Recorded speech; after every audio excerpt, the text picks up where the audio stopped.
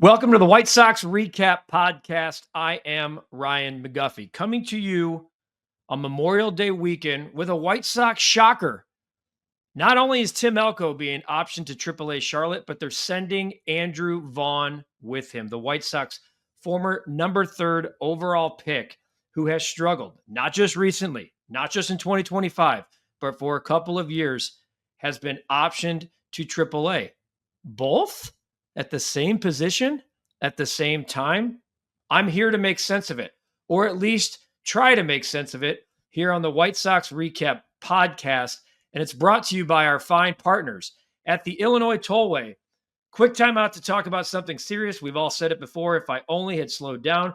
The Illinois Tollway's new campaign is called If Only, and it's a powerful reminder that speeding doesn't just put you at risk. It affects everyone on the road. Every crash leaves someone wishing they'd done things differently. So take the extra time, slow down, saves lives. Lives, including yours, depend on it. Tim Elco, Andrew Vaughn sent down. And we're here to break it all down and tell you what next for the Chicago White Sox. It's the White Sox Recap Podcast, and it starts right now.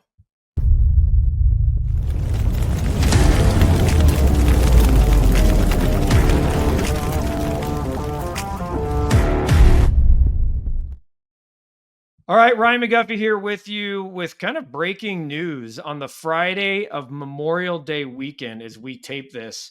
We found out, now there were rumors on Thursday that Tim Elco was already spotted in Charlotte and was going to be optioned officially on Friday because the White Sox were going to bring back Andrew Benintendi and Michael Tauchman, two veteran outfielders that have been on the IL at various times in the 2025 season. Neither were in the lineup for the Knights on Thursday, and it made sense. And it caused a fury and kind of some chaos within White Sox fandom about why is Tim Elko being sent down? Look at Andrew Vaughn. What's going on? Why are they continuing to have patience with Andrew Vaughn? Well, folks, we found out right before the clubhouse opened on Friday afternoon that not only had Tim Elko been sent down, but the White Sox made a huge, huge statement by also optioning Andrew Vaughn. Now, is this the end of an era? Is this the beginning of the end for Andrew Vaughn? I don't think it's the beginning of the end.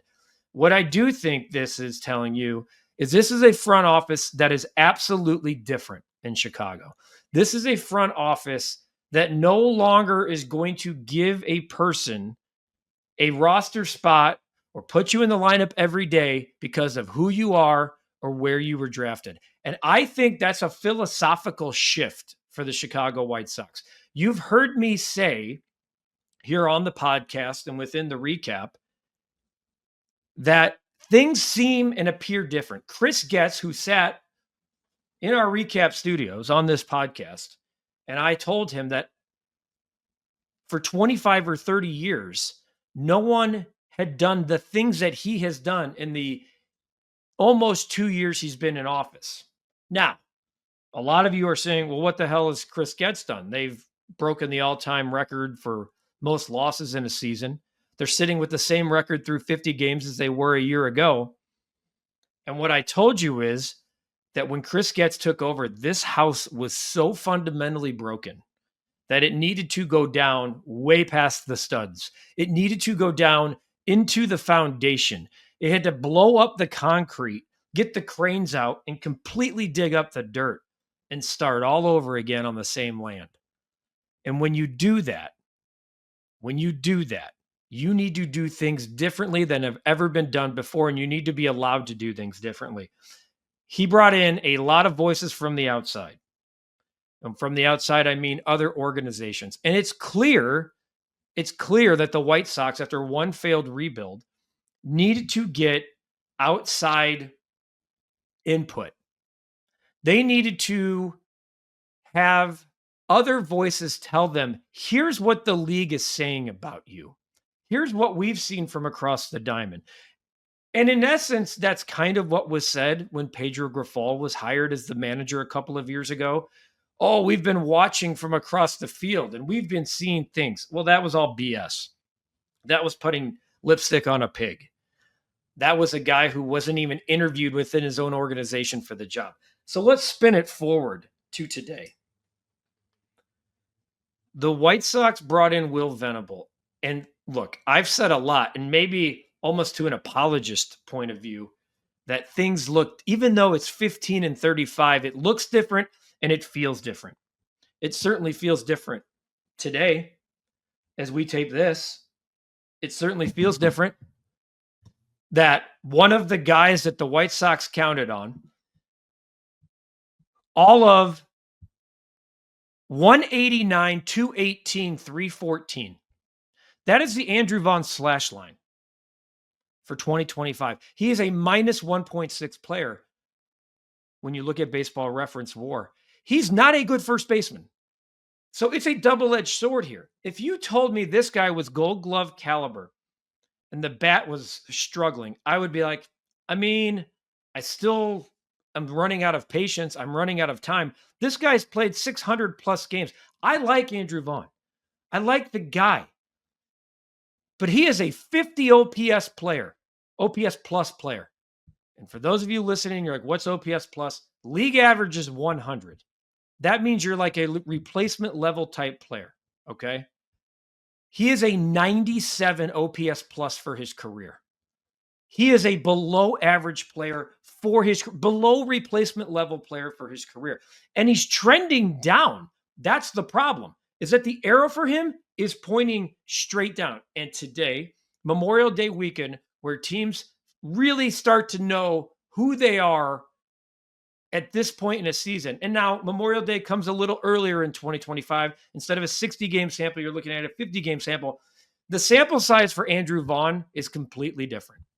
The sample size for Andrew Vaughn, you have to go back and you have to look at, and I was so sick of hearing about this about Andrew Vaughn's barrel percentage. And Andrew Vaughn's, if you look at his hard hit rate, you know what I see when I look at barrel percentage and hard hit rate leaders? I also see them atop leaderboards of batting average, of OPS plus, of home runs, of RBI. I don't see that with Andrew Vaughn. And I was getting impatient with hearing about, well, trust me, the results are coming. No, they're not. The back of his baseball card tells you otherwise. Okay.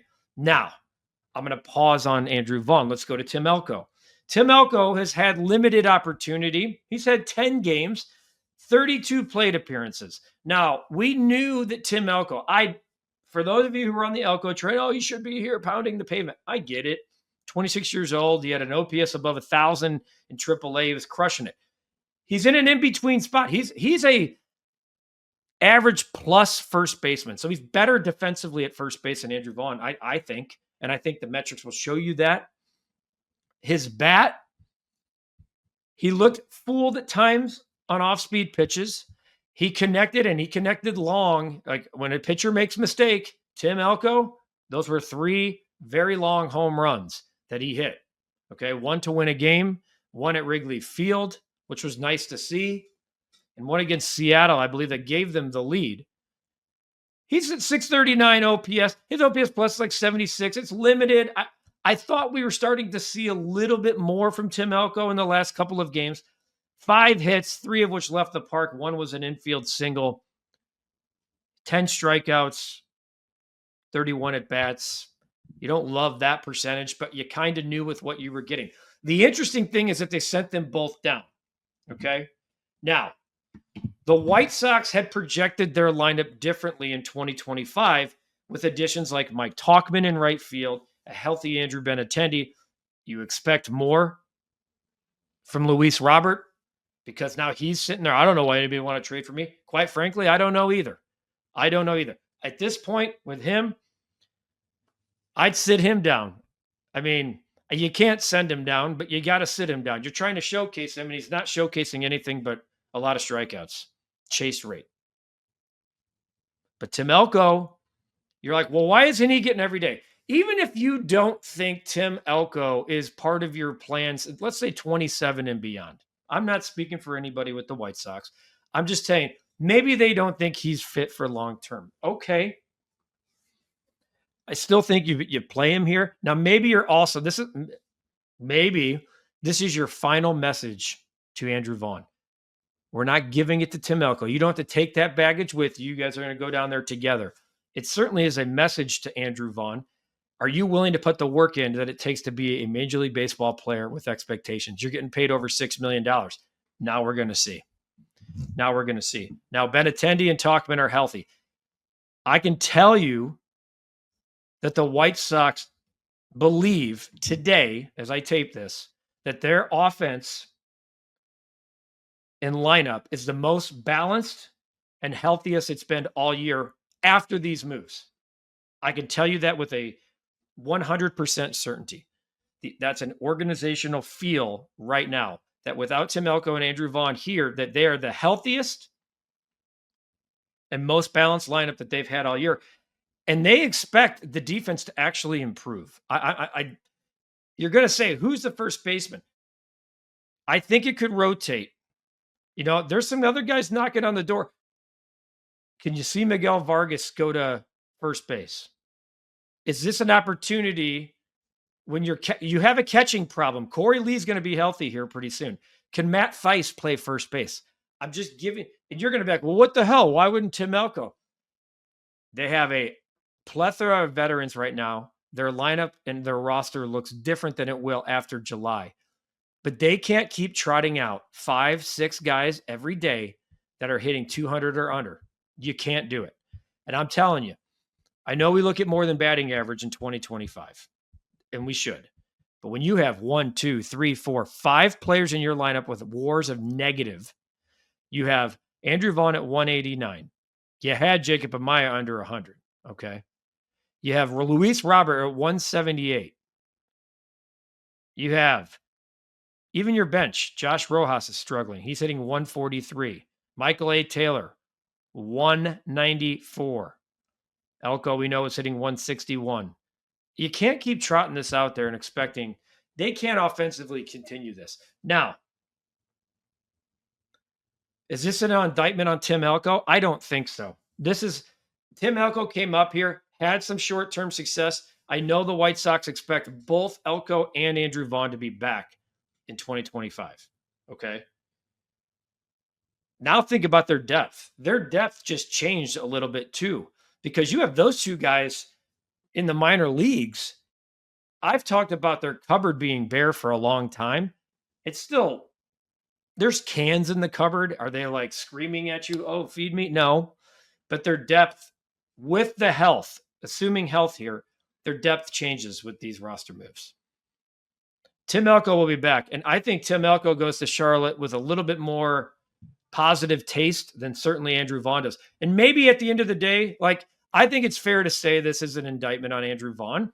He's had look at his career. Look at the back of the card. It's not good. You earn your spot. And that's, to me, the front office is sending a message. And it's the first time I can remember in a long time that it looks and feels different to me than it's felt in the past. Does that equate wins and losses? In the short term, no. In the long term, I do think it's a message to even guys like Luis Robert and other veterans like, holy hell, this guy was a Golden Spikes winner, and they drafted him, and they sent him to AAA, and they're paying him $6 million a year. That's what I believe, folks. We had to do a podcast on this topic. So I want to, and we're talking about what feels different. And I a week ago, I got an opportunity to ask, I wanted to play this soundbite, because when you get done, like even the other day against Seattle in the rubber match, it was I don't call it a good loss because your bullpen's not good. You're trying to figure out who your bullpen is, and you just don't really know. But the fact that they battled and Elko homered and they took the lead and they gave it back, good loss because of what you were seeing. What you're seeing from you're seeing stuff. You're seeing tangible stuff. Chase Mydroth is a baseball player. I can't remember the last time a White Sox had a baseball player like Chase Mydroth, to be honest with you. He almost, other than Shane Smith, he is your war leader position player-wise. Miguel Vargas is taking steps. The reigning American League Player of the Week. Edgar Caro might be your second best all-around hitter. These guys look polished. Edgar Caro's 22. I want to play this clip from a question I asked Chris Getz, and then we'll put a bow on this edition. But this is the stuff that feels different about the White Sox when you look at box scores, even in a loss with the Chicago White Sox in 2025. You look at the other night in Cincinnati, and not to single out some of the other guys, but Chase, Miguel, Edgar combined for 6 hits, 5 RBIs. Jonathan goes 6 scoreless. Those are the things, the tangible things that you're starting to see day in and day out, right? No, that's right. Edgar's been, he went through a stretch of, he got hot and then went through a stretch of not having as productive at bats, but he made quick adjustments. He's been overall pretty consistent. Very impressed with him calling games. Something it's tough to get a read on. You don't know how a young player is going to take to the major league level, considering what goes into that position and the expectations. So that's been impressive. But it's becoming a longer list of positives, and that's what we're going to continue to focus on, and find different areas along the way to improve. It's becoming a longer list of positives. That's what Chris Getz said when he looks at the end of each game. Last year, there was fury. Everybody's pissed, and I get it. I was too. Because you look around here, what's behind these guys? Nothing. And now there are at least things you can hang on to and be like, I love the way they're preparing. I love the way that dude plays. And this, to me, is another message that things are changing, that we are collectively trying to play as a whole like this, like that, like him.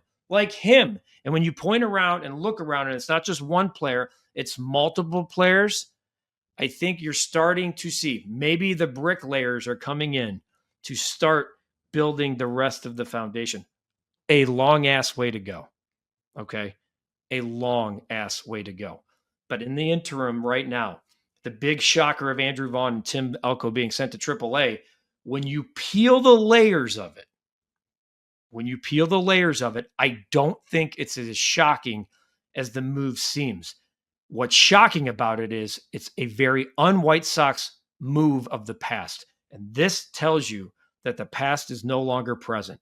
The present is we have expectations. Here's the baseline. Here's the work that's needed. And here's the results that must happen. And if you don't get there, we will figure out what's next. That's my synopsis of the move. Andrew Vaughn and Tim Elco optioned to AAA Charlotte on Friday. And what, in theory, was a big, big roster move. And look, it is, and it'll continue to be talked about, and we'll figure out who plays first and when these guys come back. If they come back, I expect both of them to be back. We'll see what it looks like when you look down in Charlotte. I want to remind you that quick timeout to talk about something serious. We all said it before. If I only had slowed down, the Illinois Tollway's new ad campaign is called If Only, and it's a powerful reminder that speeding doesn't just put you at risk, it affects everyone on the road, especially weekends like this, folks. Every crash leaves someone wishing they had done things differently. So take the extra time. Slow down saves lives. Lives, including yours, depend on it. Be safe on the roads. It's a very heavy travel weekend, as we all know. We thank the Illinois Tollway for being a proud partner of the White Sox Recap Podcast. This has been the White Sox Recap Podcast. I am Ryan McGuffey. Thank you for watching. Thank you for listening wherever you downloaded, subscribe to podcasts. We're all over this type of news, folks. Whenever it breaks, we're here for you. We'll have guests throughout, and the White Sox will hit the road next week. We'll get BA back on the podcast, but we had to talk about this breaking White Sox news. It's been the White Sox Recap Podcast. I am Ryan McGuffey. Thanks for watching, and we'll see you next time.